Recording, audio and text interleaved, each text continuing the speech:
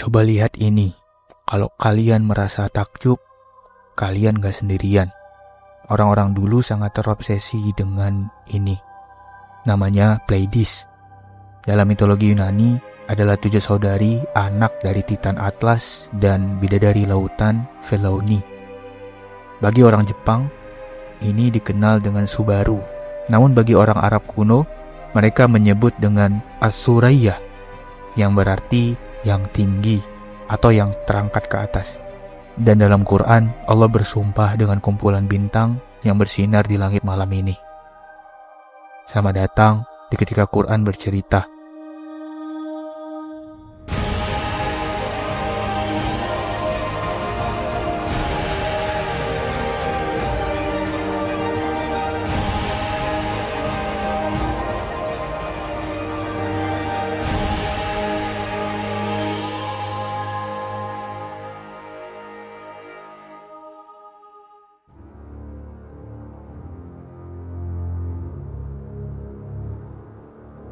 Bagi para astronom modern, Pleiades adalah open star cluster di rasi Taurus. Berjarak sekitar 440 tahun cahaya dari bumi. Namun, jauh sebelum teleskop ditemukan, bangsa-bangsa kuno sudah mengenalnya dengan berbagai nama. Pleiades muncul dalam mitologi dan cerita rakyat dari berbagai budaya di banyak benua dan zaman, dan telah dikenal setidaknya sejak zaman Perunggu. Tema yang sering muncul dalam banyak kisah tentangnya adalah cinta, tragedi, dan keindahan abadi langit malam. Dalam mitologi Yunani, Pleiades dikatakan sebagai putri-putri dari Titan Atlas dan ninfa laut Phelone. Ninfa atau ninfe adalah salah satu jenis makhluk legendaris yang berwujud wanita dan diasosiasikan dengan lokasi atau tempat tertentu. Atlas adalah seorang Titan, generasi dewa yang lebih tua dari para dewa Olympus. Dalam perang besar antara Titan dan dewa-dewa muda, Atlas berpihak kepada Kronos, ayah Zeus. Setelah para Titan kalah, Zeus menjatuhkan hukuman abadi kepada Atlas. Sejak saat itu, Atlas berdiri di ujung barat dunia. Konon, di pegunungan Atlas, Maroko sekarang, menopang langit agar tidak jatuh menimpa bumi. Atlas menikah dengan Phelone, seorang Oceanid, yaitu ninfa laut, putri dari dewa samudra Okeanos. Dari pernikahan mereka lahirlah 7 putri yang dikenal sebagai Pleiades. Maya, Electra, Taygete, Alcyone, Celaeno, Sterope, and Merope. These are the names of the 7 stars that make up the constellation of Pleiades. Mereka hidup di Gunung Kyllini di Arkadia dan terkenal karena kecantikan dan keagungan mereka. Beberapa di antara mereka bahkan menjadi ibu dari tokoh-tokoh besar Yunani seperti Maia, ibu dari Hermes, dewa utusan, Elektra, ibu dari Dardanus, leluhur bangsa Troya, dan Taygete, ibu dari Lacedaemon, leluhur bangsa Sparta. Satu hari Orion, pemburu raksasa yang gagah dan sombong, melihat ke-7 saudari itu dan jatuh cinta. Ia bersumpah akan menikahi salah satu dari mereka atau memiliki semuanya. Para saudari itu ketakutan. Mereka berlari, melarikan diri di seluruh bumi. Namun Orion terus mengejar, tidak kenal lelah. Selama bertahun-tahun mereka berpindah-pindah dari satu tempat ke tempat yang lain. Tapi Orion tidak pernah berhenti. Hingga akhirnya Zeus melihat penderitaan mereka dan memutuskan untuk menolong.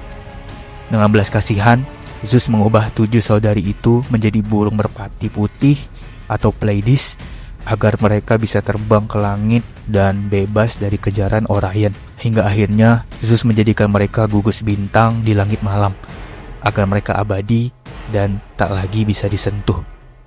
Namun Orion pun tidak dibiarkan hilang. Karena ketekunannya dan mungkin juga rasa hormat terhadap semangatnya, Zeus juga mengangkat Orion ke langit sebagai rasi bintang Orion. Itulah sebabnya hingga sekarang di langit malam, rasi Orion tampak seolah-olah terus mengejar gugus Pleiades. Dalam kepercayaan dan kisah rakyat Jepang kuno, bintang-bintang ini dianggap kelompok roh langit atau dewa-dewi kecil yang hidup bersama di langit. Meski tidak sepopuler versi Yunani, Orang Jepang zaman dahulu mengenal gugus ini lewat pengamatan astronomi dan hubungannya dengan musim. Dalam kalender pertanian tradisional Jepang dan juga Tionghoa serta banyak budaya Asia Timur lainnya, kemunculan Pleiades di langit malam menandai awal musim tanam padi. Ketika gugus ini mulai terlihat menjelang fajar di timur sekitar bulan Mei sampai dengan bulan Juni, itu bertanda bahwa musim menanam telah tiba. Jadi secara kultural, Subaru bukan cuma bintang, tapi penanda waktu yang sakral antara langit dan bumi, antara ilahi dan manusia. Meski dikenal sebagai Seven Sisters di budaya barat, di Jepang hanya 6 bintang yang tampak jelas dengan mata telanjang. Itulah sebabnya mengapa logo mobil Subaru hanya menampilkan 6 bintang, 1 besar dan 5 kecil. Nama dan logo ini diambil langsung dari gugus Pleiades, yang dalam konteks budaya Jepang berarti persatuan di bawah cahaya langit. Dalam beberapa teks kuno dan praktik spiritual seperti Shinto, gugus Subaru juga dikaitkan dengan kesucian, cahaya penuntun, dan keseimbangan kosmis. Beberapa kuil Shinto bahkan punya posisi yang sejajar atau mengarah ke arah gugus ini pada waktu tertentu dalam setahun. Subaru atau Pleiades juga diabadikan dalam nama teleskop Subaru. Teleskop raksasa berdiameter 8,2 meter di Mauna Kea, Hawaii. Teleskop ini milik National Astronomical Observatory of Japan atau disingkat NAOJ, dan dinamai demikian untuk menandakan visi kolektif manusia melihat ke langit bersama.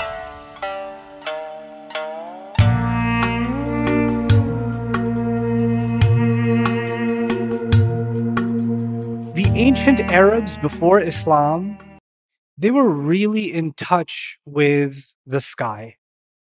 Obviously, they lived in the desert, and in the desert, the sky looks very different than what the sky looks like now with the world full of lights and electronics and pollution. So when Allah is talking about the star as it falls, we have much less of a connection to that than the ancient Arabs did. Now, the ancient Arab, I want you to just imagine you live in that time before Islam, back in ancient Arabia, right? Not a lot of cities, people, not a lot of lights. People love coming out at night because the day is excruciatingly hot. And the only real beauty they have to stare at is what? The stars. And they love traveling at night because it's safer, because you're cloaked, and because it's cooler and they can move faster. So they traveled quite a bit at night too. And وَبِالنَّجْمِ هُمْ يَهْتَدُونَ, and they used to use the stars for navigation. Para penyair, pedagang, dan pengembara di Jazirah Arab mengenal As-Suraya sebagai salah satu gugus bintang paling penting dalam ilmu Anwa. Anwa adalah sistem penanggalan berbasis bintang. Para penyair, pedagang, dan pengembara di Jazirah Arab mengenal As-Suraya sebagai salah satu gugus bintang paling penting dalam ilmu Anwa. Ilmu Anwa ini adalah sistem penanggalan yang berbasis bintang yang digunakan oleh orang-orang Arab kuno dahulu. I want you to know something that happened in ancient Arabia called the Anwa' system. The Anwa' was poetry before Islam. All of it was about the stars. Like there was an entire music department dedicated to songs and poems about what? The stars. And in those poems, they used to use the word najm a lot. Which word? Najm. And they used it for Thuraya. They used it for Pleiades all the time. Sometimes they would say Najmu Thuraya, sometimes they would say Najm, but they used it all the time. Sebelum datangnya Islam, bangsa Arab tidak menggunakan kalender tertulis seperti sekarang. Mereka membaca pergantian musim, arah perjalanan, dan waktu bercocok tanam atau mengembala melalui posisi bintang di langit. Dan As-Suraya menjadi salah satu penanda paling akurat yang mereka punya pada saat itu. Ketika Suraya terbit di fajar, itulah menandakan datangnya musim panas. Dan ketika Suraya terbenam di senja, itu bertanda datangnya musim hujan. But the stars actually move through the seasons. They actually move. And over the course, if you're looking at, remember I told you Pleiades, the constellation? At one part of the year, as soon as Maghrib happens, you can see it at eye level. And as the year progresses through the night, it moves above your head. And another part of the year, the first time you see it is right above your head, and it moves down slowly over the season to eye level. So actually, this constellation rises and it also falls. Interestingly, interestingly, the word hawa, hawa actually means rising and falling. Al-huwiyu dhahabun fin hidarin wal-hawiyu dhahabun firtifa'in. Linguists argue that huwi, from hawa, the same letters, is actually something going down.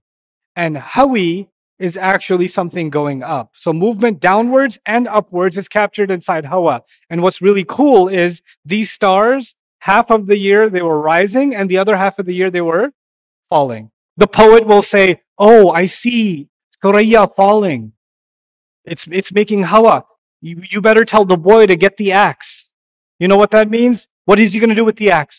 What do you think? He's going to cut wood, which means he's going to make a fire because it's going to get cold. You get it? So they would actually consider this a connection to the change of seasons.